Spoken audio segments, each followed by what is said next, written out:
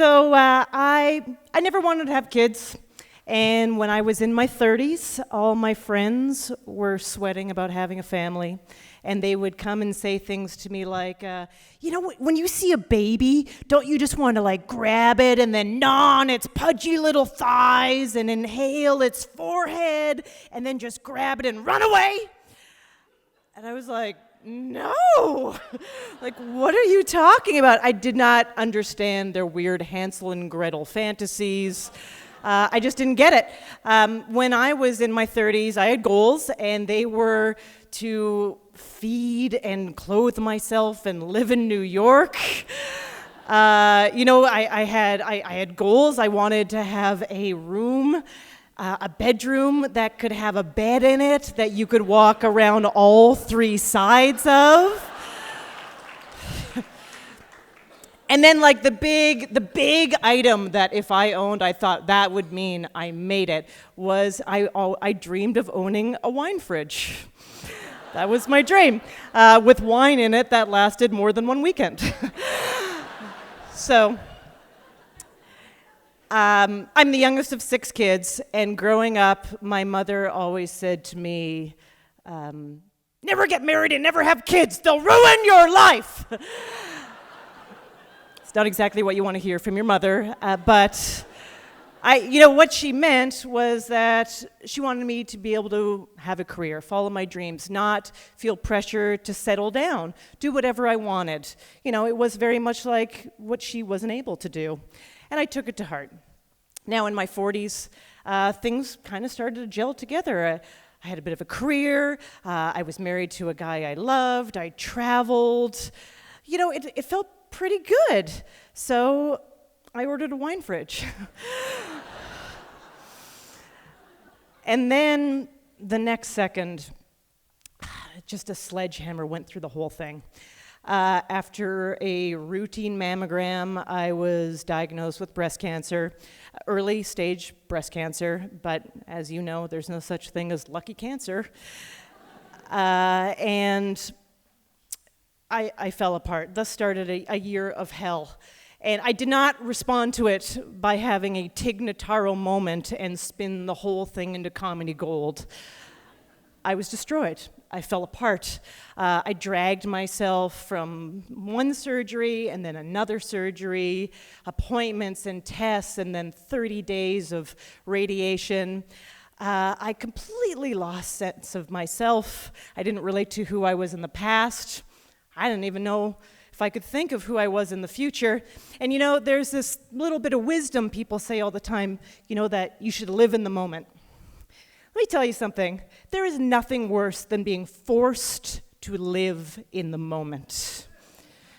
Thinking about the future, like just musing on what could happen next, that is for the happy and the carefree.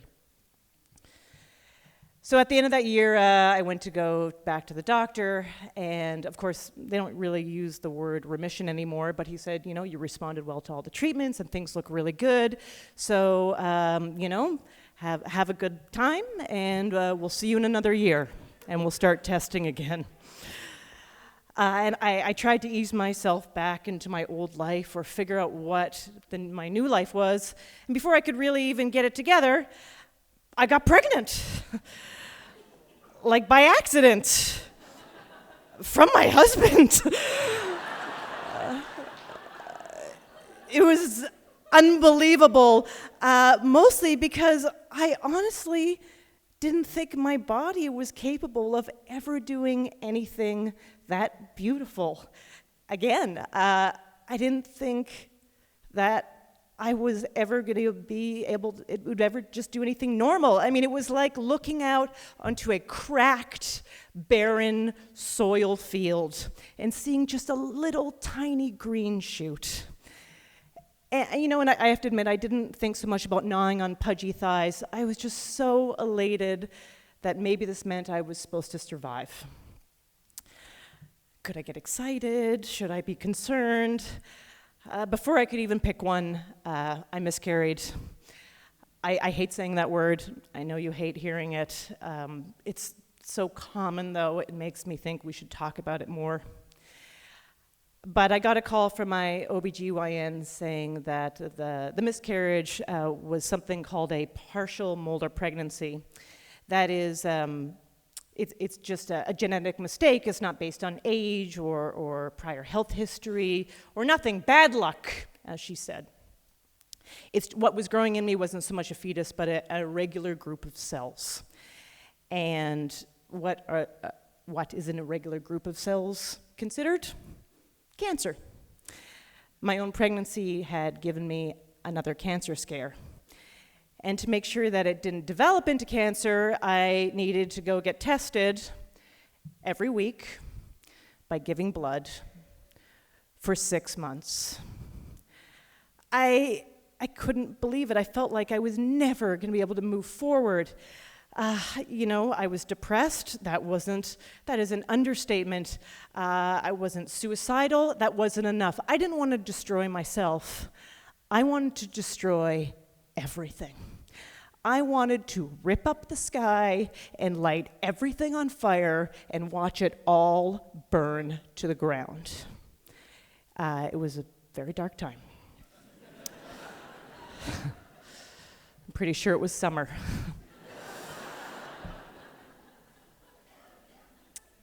Now, somehow at the end of that, 6 months has passed. I'm back in my OBGYN's office. My husband, Jonathan, is with me.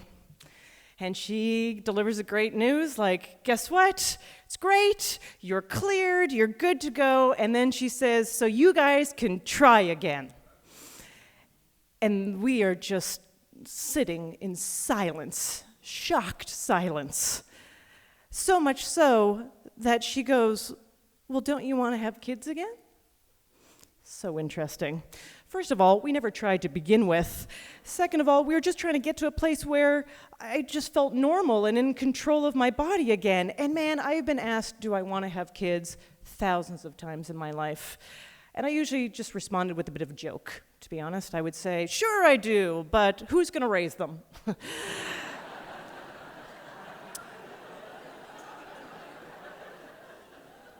Or, yes, of course, but I live in New York. Where am I going to put them? But this time I just looked at her right in her eyes and I said, it's too late. I'm too old. And she reminded me that she had many patients of an advanced maternal age. And she suggested that I go get a egg count test, a blood test. And she ended the appointment with saying, why don't we just see what happens? Now, if anything seemed routine and normal to me, it was giving blood. So I went into Quest Diagnostics, one of the most casual medical facilities on the planet. I mean, it's hard to believe that exists. You walk in and there's a woman faxing forms and you say, hey, I'm here to give some blood, and she puts down the toner and snaps on gloves. You're like,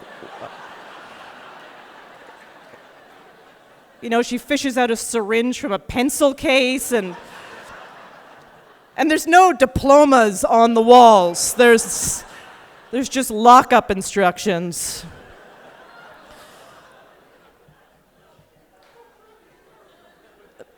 But she took my blood, and then a few days later I got an email from my OBGYN with a weird number and just a one-line note.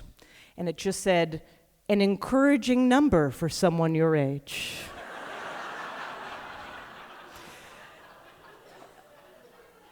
And I cried, because it was the nicest thing anyone in the medical community had said to me for years. And I looked at the calendar and I thought, maybe I'll see if Jonathan wants to try. I told him about the results of the test over breakfast. I said, the omelet you made me reminded me that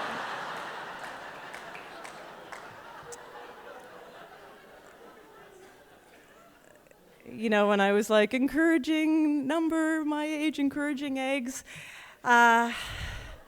And Jonathan nodded, and he looked very pensive, and he said, while I can imagine us having a life with kids, I can also imagine us not having a life with kids, and we'd be okay together, we'd travel and we'd do nice things, we'd have a nice life, just the two of us as well. And I know he was being honest, but I also really felt he was trying to protect me. He didn't want me going through anything more. He didn't want me to be put in another medical situation or another physical thing happened to me. And I got it. I was equally terrified. I wanted nothing more to just feel like nothing could ever get to me again. But later that day, weirdly, I found myself writing him an email. My own husband, I wrote him an email. And I just wrote, I think we should try, because we can't guarantee that we're going to have a kid. We can just try and see what happens. But if we don't try, just because we're scared, then the fear has won, and I can't live in that world. And he responded, great, let's do it.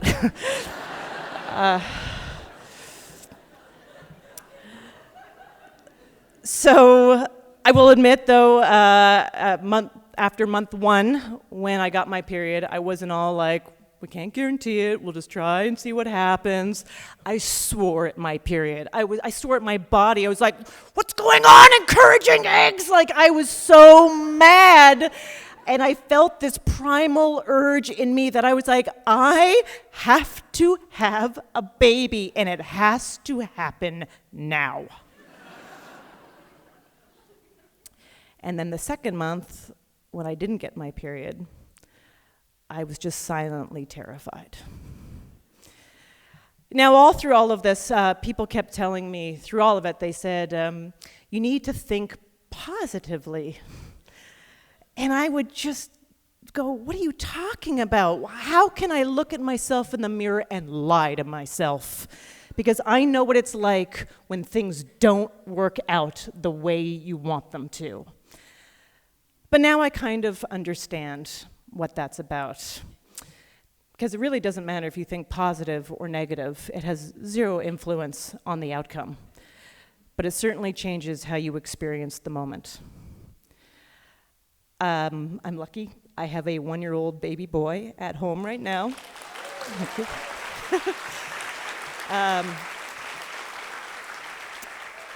His name is Lucas. His crib is taking over the room that was supposed to be my dream office, and he's learning how to walk, and he's always tripping over the wine fridge. And he's sweet. He smiles all the time for no reason. And I'm still full of fear. Oh my God, so many question marks loom in the future. But I try to challenge myself. I try to say, okay, if everything fell apart, if everything went to hell the worst way possible, would I think to myself, I am so glad I did not let myself experience joy or happiness in the moment, because it really protected me from the future? No, life doesn't work like that. So now my goal is sort of like that joke about ruining my life that my mom said to me. My goal is that me, Jonathan, and Lucas, that we all get to ruin our lives together. Thank you.